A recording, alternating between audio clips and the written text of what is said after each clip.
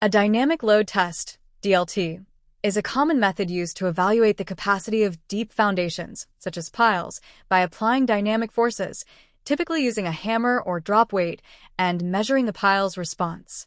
The results can be used to estimate the pile's bearing capacity, integrity, and behavior under load. Here's the general procedure for a dynamic load test. 1. Preparation.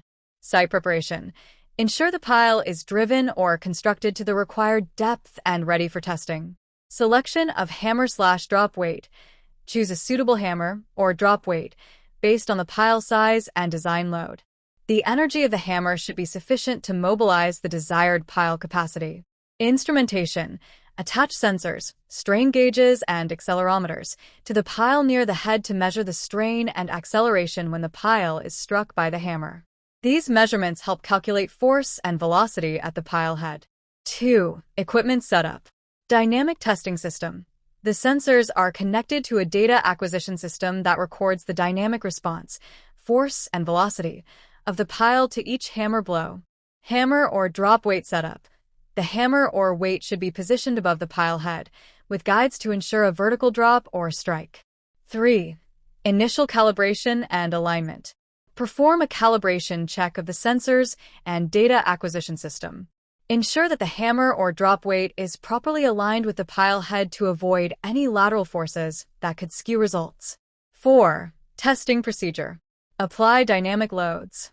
Drop the hammer or apply the load in several blows, starting with lighter blows to prevent excessive damage to the pile. Gradually increase the energy of the blows. The number of blows is typically in the range of 10 to 15, depending on the required data and the response of the pile. Data acquisition.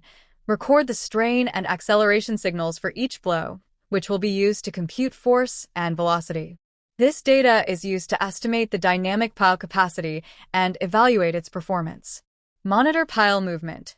Check the pile for any noticeable movement or deformation between blows. 5. Data analysis, CAPWAP analysis. Force and velocity calculations.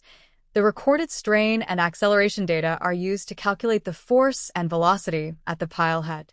These values are then used to estimate pile displacement and the energy transferred to the pile. CAPWAP, Case Pile Wave Analysis Program. The recorded data is processed using the CAPWAP software to simulate the wave propagation along the pile and determine the pile's load-bearing capacity. Evaluate results. The dynamic load test results are compared with the design load to ensure the pile meets the required capacity. The test also helps identify potential defects in the pile or issues with pile-soil interaction. 6. Reporting. Analysis of results. Prepare a report summarizing the pile capacity, pile displacement, and energy transferred during the test.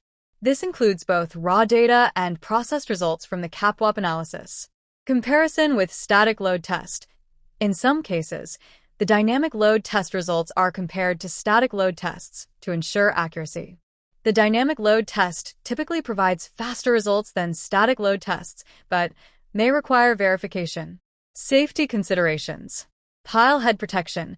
Ensure proper cushioning or protective measures for the pile head to prevent damage from repeated hammer blows. Personnel safety. Keep all personnel clear of the hammer or drop weight area during the test to avoid injury. Advantages of dynamic load testing. Faster than static load tests. Provides real-time results and immediate feedback on pile capacity.